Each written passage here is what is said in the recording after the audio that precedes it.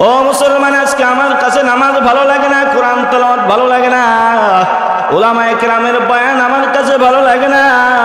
এর কারণটা কি? আমার কলবের মধ্যে জন্ডিস হয়ে গেছে। গুনাহ করতে করতে করতে করতে কলবের হালতটা এমন হয়ে গেছে, আমার কাছে ভালো জিনিস আর ভালো লাগে না, আমার কাছে খারাপ জিনিসগুলোই শুধু ভালো লাগে। আল্লাহর নাফরমানি আমার কাছে ভালো লাগে, গুনাহ করতে ভালো লাগে। ও মুসলমান ইমানদার, যদি কলবের মধ্যে যদি নামাজকে যদি মজা লাগাইতে চাও, যদি ভালো লাগতে চাও, উলামায়ে কেরামের সোহবতে যাও, কোরআন ও হাদিসের মোবারক মজলিসে যাও, দিনের কথা শোনো, কলবটাকে নরম করো। তাহলে যেই নামাজ তোমার কাছে ভালো লাগতো না, যেই রোজা তোমার কাছে ভালো লাগতো না, উলামায়ে কেরামের বয়ান তোমার কাছে ভালো লাগতো না, এখন তোমার কাছে সব ভালো লাগবে। জোরে বলেন ঠিক কিনা? শহরে বাজারে দেখো নারীদের ঢল, পর্দাবিহীন তারা করে জন্মল, অন্যকে তার দিকে এসে কে বানায়, দেশটা আজ ধ্বংস নারীর বেপরদায়, সবার মুখে একই আওয়াজ হায় হায় হায়। ইবলিসে আজম বাংলাদেশে আগমন হয়েছে নারীর বেশে, পার্কে বসে ওরা মেলা মিলায়, দেশটা আজ ধ্বংস নারীর বেপরদায়, সবার মুখে একই আওয়াজ হায় হায় হায়। ইবলিসে আজম বাংলাদেশে আগমন হয়েছে নারীর বেশে, পার্কে বসে ওরা মেলা মিলায়, দেশটা আজ ধ্বংস নারীর বেপরদায়, সবার মুখে একই আওয়াজ হায় হায় হায়। শহরে বাজারে দেখো নারীদের ঢল, পর্দাবিহীন তারা করে জন্মল, অন্যকে তার দিকে আসে কে বানায়, দেশটা আজ ধ্বংস নারীর বেপরদায়, সবার মুখে একই আওয়াজ হায় হায় হায়। ইবলিসে আজম বাংলাদেশে আগমন হয়েছে নারীর বেশে, পার্কে বসে ওরা মেলা মিলায়, দেশটা আজ ধ্বংস নারীর বেপরদায়, সবার মুখে একই আওয়াজ হায় হায় হায়।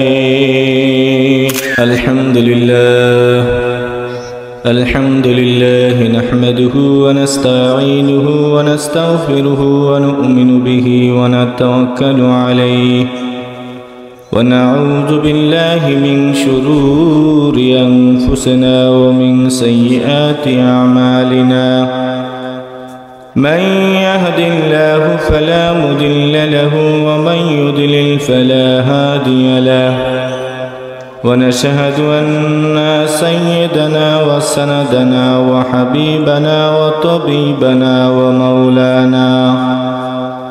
ومولانا محمدا عبده ورسوله أرسله بالحق بشيرا ونذيرا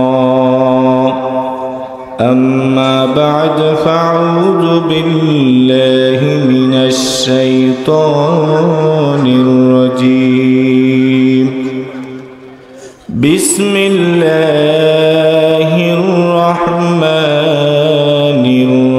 الرحيم قل إن كنتم تحبون الله فاتبعوني يحببكم الله وقال رسول الله صلى الله عليه وسلم من أحب سنتي فقد أحبني ومن أحبني كان معي في الجنة। किसामत झिनिया मेंबर पारा जामे मस्जिदेर उन्नयन प्रकल्पे एक ताफसिरुल कुरान महफिल अल्लाह ताआला এই মাহফিলকে কবুল ও মঞ্জুর করেন। সকল বলেন আমিন। আমি আপনাদের সম্মুখে মহান রব্বুল আলামিনের কালামুল্লাহ শরীফ থেকে একটি আয়াতে কারিমা এবং রাসূল করিম সাল্লাল্লাহু আলাইহি সাল্লামের অসংখ্য অগণিত হাদিস সমূহের মধ্য হতে ছোট্ট একখানা হাদিস পাঠ করেছি। আল্লাহ রব্বুল আলামিন যদি তৌফিক দান করেন, আয়াত ও হাদিসের আলোকে নির্ধারিত সময়ে আপনাদের সম্মুখে দুই চারটা দিনই কথাবার্তা বলার চেষ্টা করব ইনশাআল্লাহ।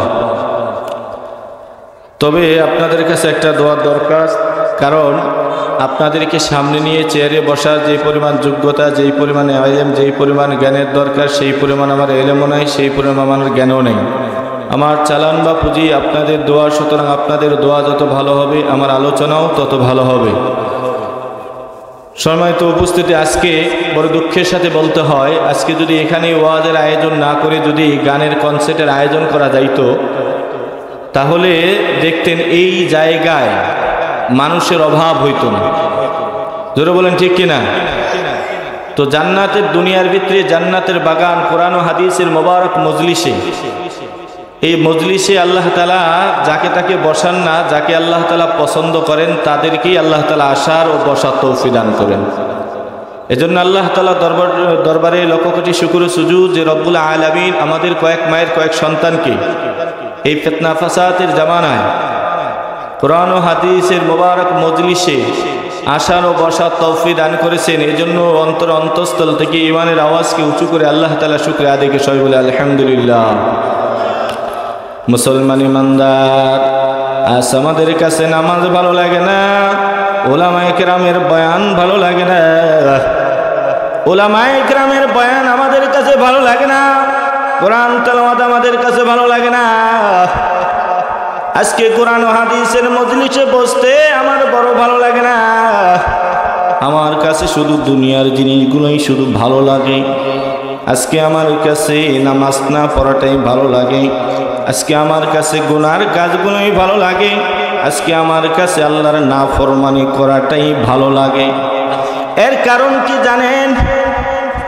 ও মুসলমান, এটা আমার ইবাদতের দোষ না, এটা আমার কলবের দোষ।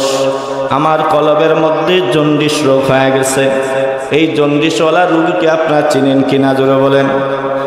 ওই জন্ডিসওয়ালা রোগীর কাছে যদি পোলাও বিরিয়ানি গোস্ত মাছ যদি মজার মজার খানা যদি দেওয়া হয়, বলে কেন লাগে না? বলে ভালো লাগে না। কেন ভালো লাগে না? বলে তিতা লাগে। আসলে বলুন তো দেখি, মিষ্টি পোলাও বিরিয়ানির দোষ নাকি তার জিহ্বার দোষ?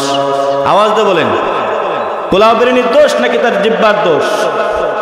ও মুসলমান, এই পোলাও বিরিয়ানিকে যদি মজা লাগাইতে চাও তাহলে হক্কানি উলামায়ে কেরামের সোহবতে যাও, উলামায়ে কেরামের বয়ান শুনো। উলামায়ে কেরামের বয়ান শুনলেই যেই নামাজ আমার কাছে ভালো লাগতো না, ওই নামাজ আমার কাছে ভালো লাগবে।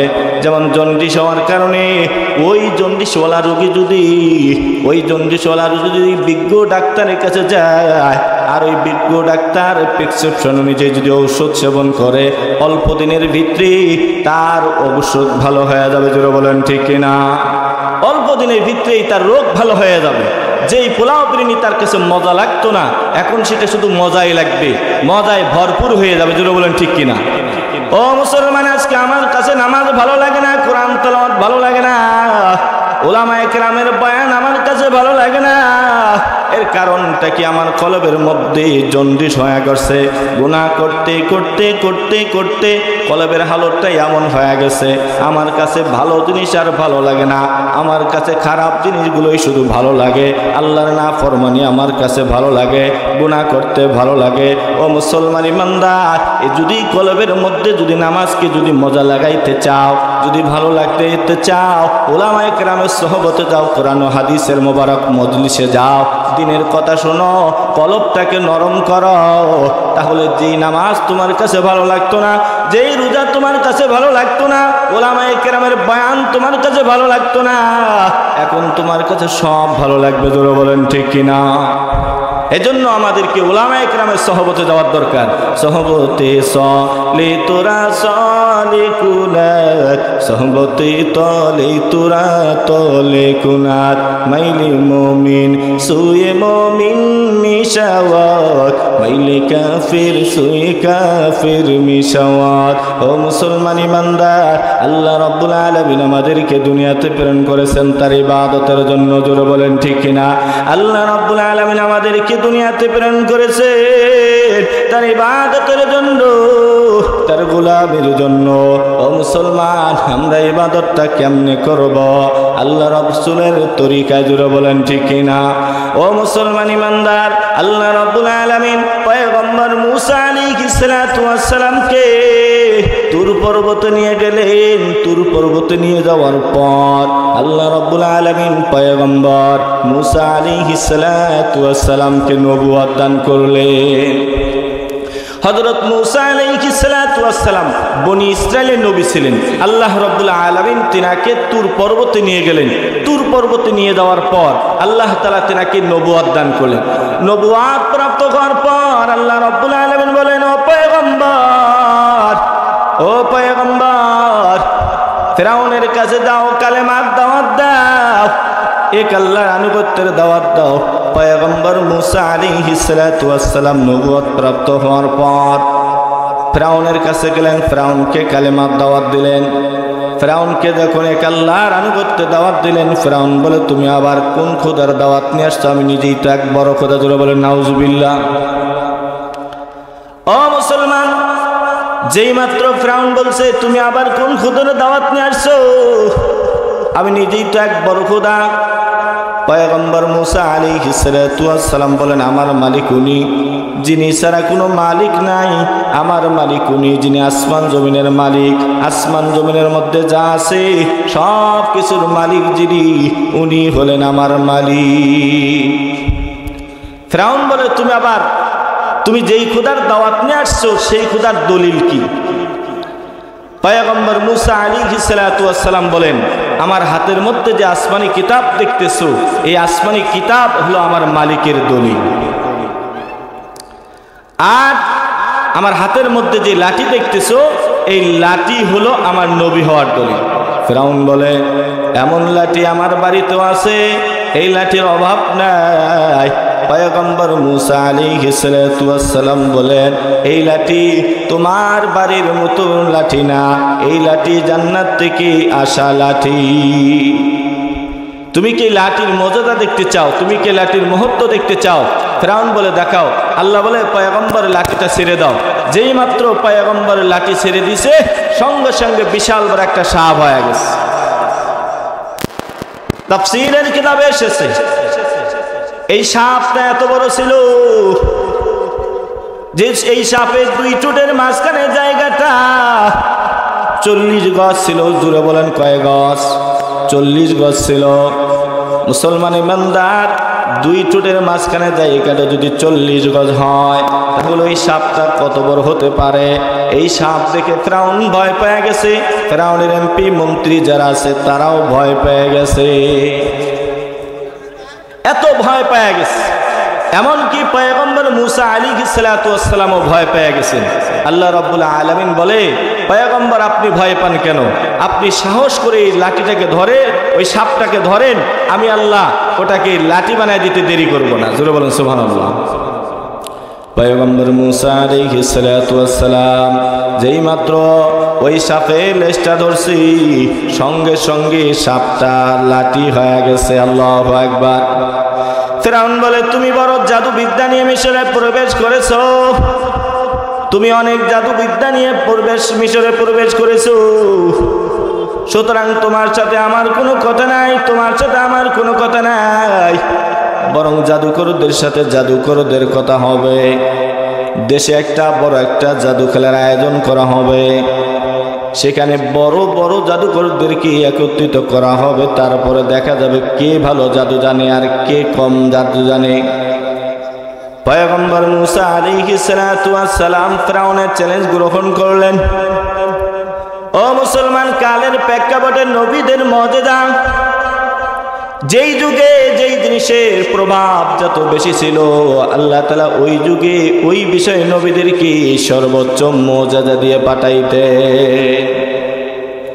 মুসলমান আল্লাহর গোলাম, যেমন পয়গম্বর ঈসা আলাইহিস সালাতু ওয়াস সালামের জামানায় চিকিৎসা বিজ্ঞানের প্রভাব বেশি ছিল, ওই জামানায় যে সবচাইতে ভালো ডাক্তার ছিল, তার কদরটা সবার চাইতে বেশি ছিল, সবার চাইতে বড় ছিল। এই জন্য আল্লাহ রাব্বুল আলামিন পয়গম্বর ঈসা আলাইহিস সালাতু ওয়াস সালামকে এমন এমন মর্যাদা দান করেছিলেন, তিনি যদি কোনো কুষ্ঠ রোগের মাথায় হাত রাখতেন, সঙ্গে সঙ্গে কুষ্ঠ রোগ ভালো হয়ে যাইত। জোরে বলে আল্লাহু আকবার। তিনি যদি কোনো অন্ধ ব্যক্তির চোখে হাত রাখতেন, সঙ্গে সঙ্গে অন্ধ ব্যক্তির চোখ ভালো হয়ে যাইত। তিনি যদি কোনো কবরস্থানের পাশে দাঁড়িয়ে যদি ওই মুর্দা ব্যক্তিকে ডাক দিতেন, সঙ্গে সঙ্গে ওই মুর্দা ব্যক্তি জিন্দা হয়ে কথা বলতো। ও মুসলমান ইমানদার, এই জামানার ভিতরে যদি এমন ডাক্তার পাওয়া যায় যে ডাক্তার মাথায় হাত দেওয়া মাত্রই তার সব রোগ ভালো হয়ে যায়, বলুন তো দেখি ওই ডাক্তারের সিরিয়াল দেওয়া যাবে? মুসলমান আল্লাহর গোলাম, সবচাইতে বড় যে এই জামানায় যদি এমন ডাক্তার থাকতো যে ডাক্তার মৃত্যু ব্যক্তিকে জিন্দা করতে পারে, বলুন তো দেখি ওই ডাক্তারের সিরিয়ালটা কোটি টাকা দিয়ে আমরা গরিবরে নিতে পারতাম? ওই জামানায় আল্লাহ তাআলা ঈসা আলাইহিস সালাতু ওয়াস সালামকে এত সুন্দর এত পাওয়ার মুজিজা দান করেছিলেন। মৃত্যু ব্যক্তির পাশে দাঁড়িয়ে তিনি কথা বললেই মৃত্যু ব্যক্তি জিন্দা হয়ে কথা বলতো। জোরে বলে আল্লাহু আকবার, জোরে বলে আল্লাহু আকবার। ও মুসলমান আল্লাহর গোলাম, আল্লাহ তাআলা আমাদের পয়গম্বর মুহাম্মদুর রাসূলুল্লাহ সাল্লাল্লাহু আলাইহি সাল্লামকে এমন এমন মুজিজা দান করেছেন। আমাদের উম্মতের মধ্যে প্রযুক্তির প্রভাব বেশি, এজন্য আল্লাহ তাআলা পয়গম্বরকে এমন এমন মুজিজা দান করেছেন। বিজ্ঞান যত উন্নত হয় পয়গম্বরের মুজিজা তত স্পষ্ট হয়। জোরে বলেন সুবহানাল্লাহ। কারণ এই জামানার উম্মত প্রযুক্তির মাধ্যমে আসমানেও যাবে, মাটির নিচেও যাবে, আসমানে গেলেও যেন সেখানে বিজ্ঞানের কাছে নবী শ্রেষ্ঠত্ব যেন হেরে না যায়। এজন্য আল্লাহ তাআলা রসুলকে এত সুন্দর মুজিজা দান করেছেন যে বিজ্ঞান যত উন্নত হয় পয়গম্বরের মুজিজা তত স্পষ্ট হয়। আল্লাহু আকবার। মুসলমান আল্লাহর গোলাম, পয়গম্বরের অনেকগুলো মুজিজার মধ্যে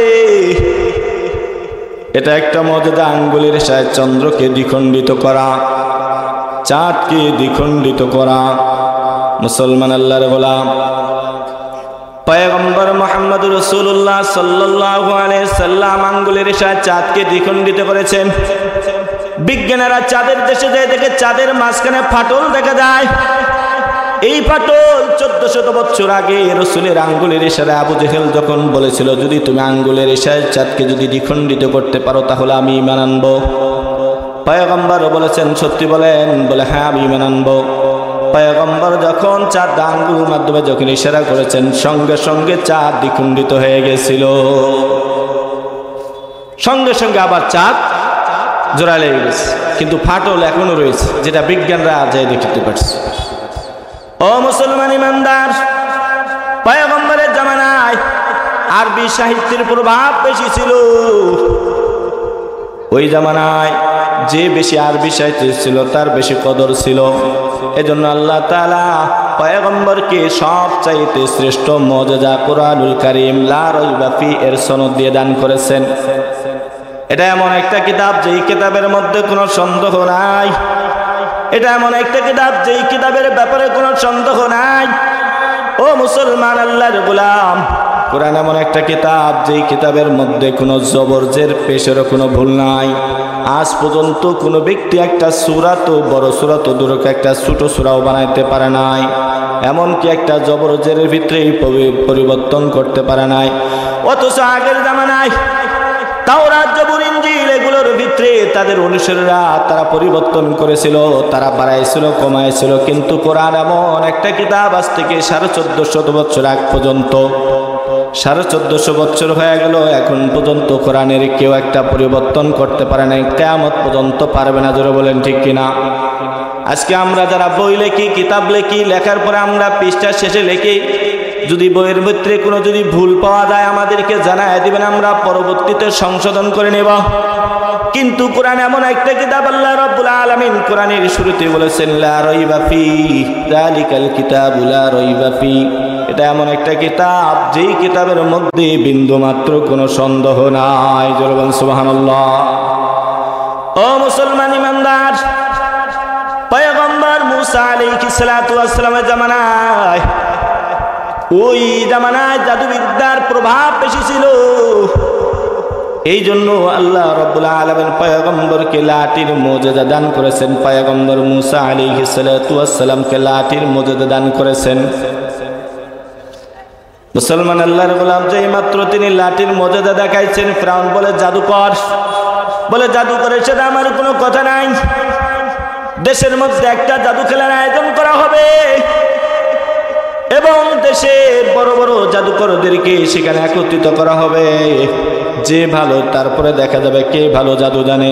পয়গম্বর মুসা আলাইহিস সালাতু ওয়াস সালাম ফিরআউনের চ্যালেঞ্জ গ্রহণ করে নিয়েছিলেন। কারণটা কি? একটা, ইসলামের দাওয়াত দেওয়া। জাদু খেলা দেখার জন্য অনেক মানুষ সেখানে আসবে, এই সুযোগে তাদেরকে কালেমার দাওয়াত দিব। মুসলমান আল্লাহর গোলাম, আমাদের জামানা যেমন জাদু খেলা আয়োজন করা হয়েছিল এই সময়, আমাদের খেলার জন্য যেমন নিয়ম কানুন আছে, তো ঠিক ওই জামানার খেলার নিয়ম কানুন আছে। এই জামানার যেমন খেলার যেমন নিয়ম কানুন আছে, ওই জামানার খেলার নিয়ম কানুন ছিল। যেমন ক্রিকেট খেলার যেমন নিয়ম কানুন আছে, পোশাকটা এক ধরনের হতে হবে, কালারটা ভিন্ন ভিন্ন হতে হবে। ফুটবলের যেমন নিয়ম আছে যে পোশাকটা একই ধরনের হতে হবে, কালারটা ভিন্ন ভিন্ন হতে হবে। ওই জামানার খেলার নিয়ম ছিল সকলের এক কালারের পোশাক হতে হবে, এটা নিয়ম ছিল। সব জাদুকরের জন্য খেলার পোশাক বানানো হলো। পয়গম্বর মুসা আলাইহিস সালাতু ওয়াস সালামের জন্য পোশাক বানানো হলো। পয়গম্বর মুসা আলাইহিস সালাতু ওয়াস সালামকে জাদুর পোশাক যখন দেওয়া হলো, তখন তাকে বলা হলো এই পোশাক পরিধান করে জাদু খেলার মাঠে আসবে। পয়গম্বর মুসা আলাইহিস সালাতু ওয়াস সালাম বলেন, আমি হলাম নবীর দলের সদস্য, সুতরাং আমি মানুষের বানানো মন করা পোশাক পরতে পারি না। আমি ওই পোশাক পরি যেই পোশাককে আল্লাহ তাআলা পছন্দ করেন, লিবাসুত তাকওয়া, আল্লাহর পছন্দের পোশাক পরি। তখন তারা বলে তাহলে তো খেলা হবে না। তখন মানুষরা বলা বলি করবে, মুসা ভয় পেয়ে গেছে। পয়গম্বর মুসা আলাইহিস সালাতু ওয়াস সালাম ছিলেন রাগী নবী, উনি বলেন আবার যদি কথা বলো আবার কিন্তু লাঠি ছেড়ে দিব। তখন তারা চিন্তা করলো আবার যদি লাঠি ছেড়ে দেয় আর যদি বড় সাপ হয়ে যায় আমাদেরকে তাহলে তো খেয়ে ফেলবে, তাহলে আমাদের জীবনও শেষ, খেলাও শেষ।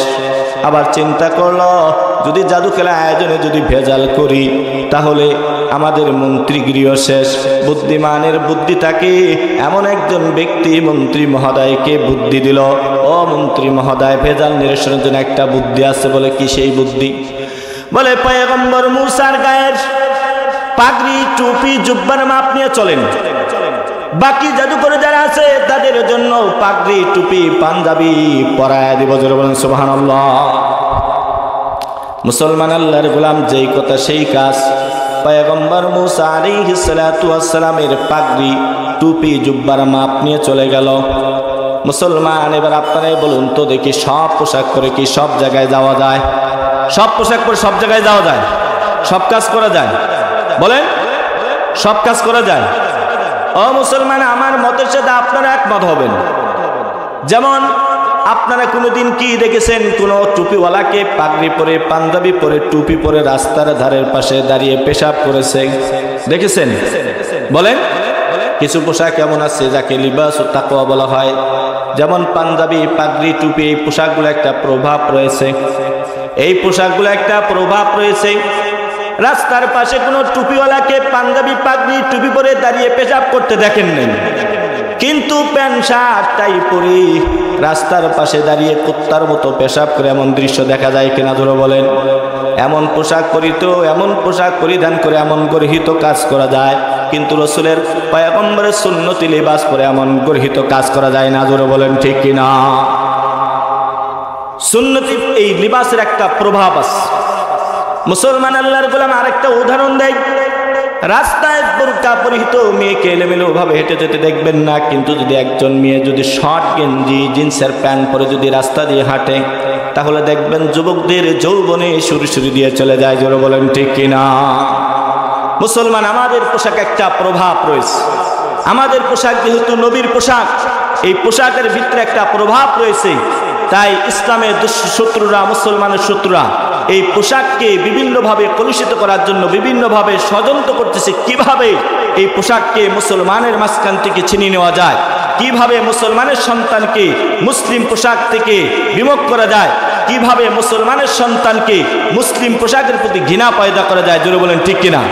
কিন্তু আশ্চর্যের বিষয় হলো, আপনারা কোনোদিন কোনো নাটক সিনেমায় কাউকে ধুতি পরে তারপরে বৌদ্ধদের পোশাক পরিধান করে বোমা হামলা করতে দেখেছেন?